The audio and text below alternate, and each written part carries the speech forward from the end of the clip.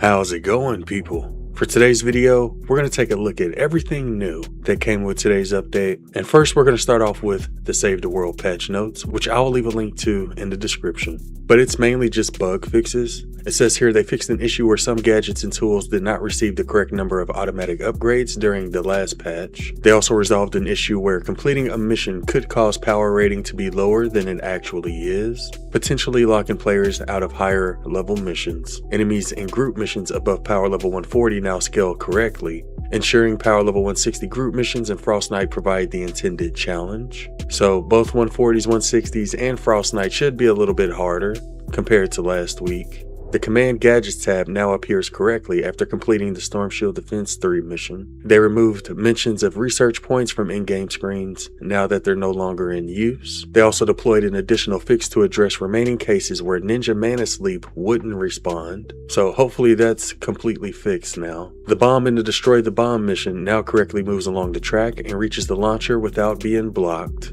No way they just fixed Destroy the Bomb mission. It's been bugged for years. I refuse to believe it. For simple edit, wall and roof previews are now present when making arches or ramps. Hero loadout slots no longer appear in the Llamas tab for players who already have the maximum number, preventing errors. And the maximum number for hero loadout slots is 20. So if you have 20 slots, you'll no longer be given the option to buy hero loadout slots. Controller focus now correctly stays on the crafting options pop-up, preventing unintended navigation behind the menu. They fixed an issue where players could get stuck on the report player screen after submitting a report. For Xbox, they fixed a crash occurring when interacting with the defender post. Players can now fire the crankshot sniper rifle without the muzzle flash blocking their view. They fixed an issue where frogs were difficult to hit while stationary. And storm shields in war games safety zone now display correct textures. Mist pods fixed up in a future game update. So it looks like mist pods are still missing their texture, and objective icons on the map now display at the correct size, improving visibility. So yeah, like I said, mainly just bug fixes with today's update. There were a couple changes that weren't mentioned in the patch notes. They changed the explosion effect for Nocturnos.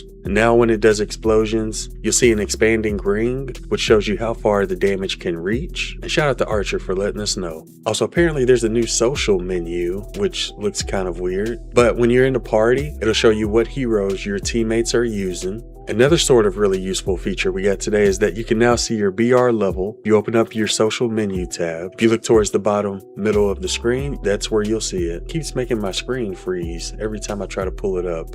So it does feel a little buggy at the moment. On the first tab, you can show your mutual friends or your party joinability, as well as turn your status to away or online. You can see your friends list on the second tab, as well as choose between a party chat and game chat.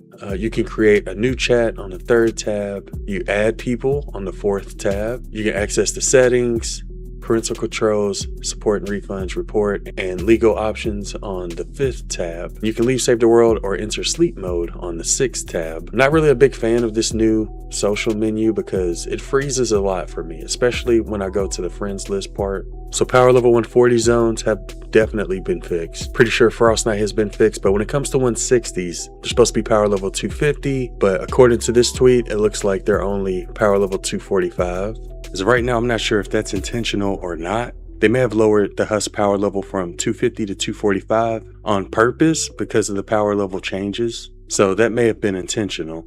Anyways, there's also some known issues. The X has joined the team. Notification still displays power level and fort stat increase text, even though these stats no longer change when players join a party. Some abilities may be spammable while on cooldown, sometimes consuming energy even though the ability is not actually activated. Gadget notification doesn't pop up after earning 1 through level up. For simple edit, UI does not update to reflect the reset after editing a structure. Directional jump pads won't activate when phase shifting onto them. For Xbox One, lighting may be missing on the command and mission launch screens. Soldier's shockwave ability may be locked out if interrupted by player-built ramps, roofs, or sloped terrain. Hot Wire's overcharge perk may not trigger lightning damage consistently. Releasing and pressing the attack button will again restart lightning damage. Constructor's plasma pulse grenades may not deploy or damage enemies after the player fires a bow. Using other weapon types, melee included, doesn't break the ability's functionality. The Hero Commander Buckle Plus perk currently provides reduced effective damage as weapon level increases, and the player character may sometimes use an incorrect arm sweep animation when interacting with world objects. Like with all updates, we usually get new bugs as well. A couple of the ones that I noticed is that the new social menu freezes a lot. Also, apparently, some of the soldiers' abilities as well as the Outlander's anti-material charge can also bug out. I've seen a lot of reports from people saying that they can't use their abilities, and I'm sure there's probably some other bugs as well, but we definitely got some new bugs with today's update. So that's everything that was in the patch notes. Next thing I want to take a look at is everything new we got in Lego Fortnite. And when I first loaded into Fortnite, they played this trailer. So I'm going to play this trailer in the background while we take a look at the patch notes. Is that a blue bear? It says here, Ninjago Island is under siege. Harness your ninja abilities as elemental creatures rise again and again across the island. Drive them out, reclaim each location, and ensure that you continue to clear them out when they return to earn rewards. A new Ninjago Lego Pass is now available, where you'll automatically unlock the Kai outfit, and as you progress, you'll pick up some awesome new builds to add to your collection, such as the Palace of the Aone, Ninja Island Monastery, and Ninja Dragon Temple. And we'll take a look at those builds here shortly. You'll start out on Ninjago Island when the update goes live. Before the update, log off at one of your villages to make sure you don't lose any vehicles or items. On Twitch from December 11th, 9 a.m. to December 14th at 11:59 p.m. Watch 30 minutes of any stream in the Lego Fortnite Odyssey to unlock the Lord Gamadon's Helm. You'll have to watch 30 minutes for that. If you watch for an hour, you'll get the Elemental Ninja statues. And if you watch for an hour and a half, you'll get the Golden Ninja statue. And we will be streaming Lego Fortnite later today to help people get these items. But yeah, here's what those 3 items look like. And you'll have to watch for an hour and a half to get all 3. Anyways, it then went on to say, become a master of Spinjitzu. New elemental abilities have arrived. Master Earth, Ice, and Lightning to become the ultimate ninja warrior. And what's a ninja without their gear? Grab your nunchucks and shuriken, now fully at your disposal for some high energy combat fun. Move like a shadow and strike like a pro by equipping a Spinjitzu scroll. Run, jump, and spin with a brand new ninja movement system. As you progress further in the game and complete shrines, you'll unlock higher tiers of Spinjitzu scrolls. Time to show the island your acrobatic moves. There was also some equipment upgrades. 2 new stations now allow you to achieve new heights. The Ninja Workbench holds all the powerful new ninja equipment, and the Ritual Altar is where you'll hone newly found Ninjago resources: bamboo, Koza stone, steel, and dragon opal. There's higher levels of health charms, regeneration charms, and most weapons. There's also new elemental totems. Craft relics onto your weapons to unlock powerful elemental abilities, allowing you to infuse them with ice, lightning, earth, or fire damage. Elemental enemies take increased damage from the elements they're weak to, so choosing the right element for each battle lets you exploit weaknesses and deal bonus damage. Charge up your weapon to throw lightning bolts, create a blizzard, or a drill into the earth. As you deal elemental damage, you can trigger powerful elemental reactions like freezing, shocking, decaying, or burning your enemies. Each reaction has unique effects, and experimenting with different combinations can unleash even stronger combo reactions. Try them out and discover what devastating synergies you can create. Earn brand new Ninjago decor by collecting tomes found in daily chests across the island. And for the true masters out there, conquer expert mode to unlock the all new Fire Dragon trophy. And there was also some bug fixes, but I'm not going to go over those. But yeah, we will be streaming some Lego Fortnite later today on Twitch for those of you who would like to get these free items. I also want to take a look at the 2 new passes. First, we're going to start off with the Lego pass. The first reward you'll get is Fire Master Kai, and this is the only skin in the Lego pass. We also got a couple of decor items as well as a loading screen. We also got 4 more decor items.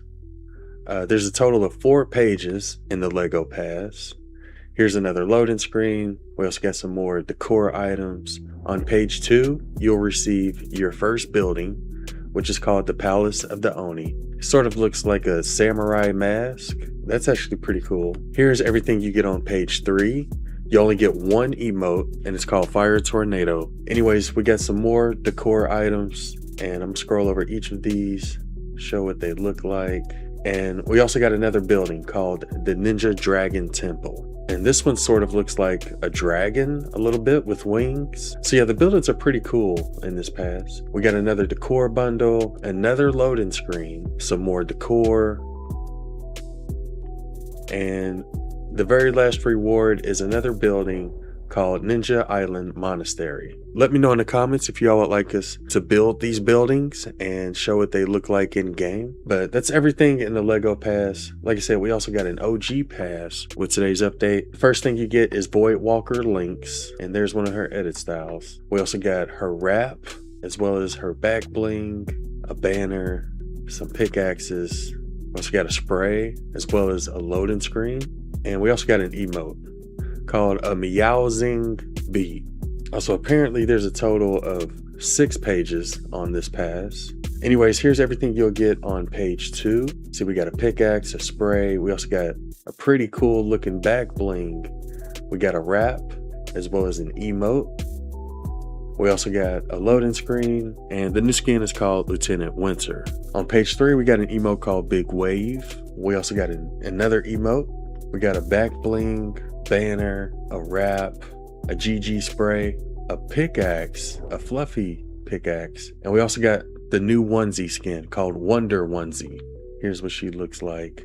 And they don't show us what we get on page 4, 5, or 6 yet, but those will unlock on January 9th. So yeah, that's everything in the 2 new passes. Anyways, next thing I want to do is take a look at some of the new skins and cosmetics that are going to be coming out. And some of these are cursed, by the way. Apparently there's going to be a new 6-7 emote. We're also going to get the DeLorean as a vehicle, as well as some different decals and other cosmetics for it. There's 3 new sidekicks. This first one is the Little Dill sidekick. This next one is the Globy sidekick.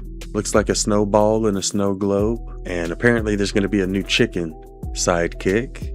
At least it's not a zombie chicken. There's also a bunch of new skins. This first one's called Earthmaster Cole. Here's what he looks like from the back. Here's his back bling.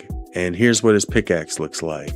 This next skin is called Lightning Master J. Here's what he looks like from the back. Here's his back bling. And here's what his pickaxe looks like. Okay, that pickaxe looks pretty cool. This next one is called Ice Master Zane. Here's what he looks like from the back. Here's his back bling. And here's what his pickaxe looks like. Apparently there's going to be a Kim Kardashian collab, and I believe she's going to get released on December 13th. And there's some of the items and edit styles that comes with her. Also, apparently there's a new skin called King Vamp Cardi. Here's what his back bling looks like. There's also a regular Playboy Cardi skin, and this one does come with some different edit styles. Here's what his back bling looks like. And he also comes with a wrap. There's a new skin called Penguin. Here's what the back bling looks like. Here's what his wrap looks like. And here's what his pickaxe looks like.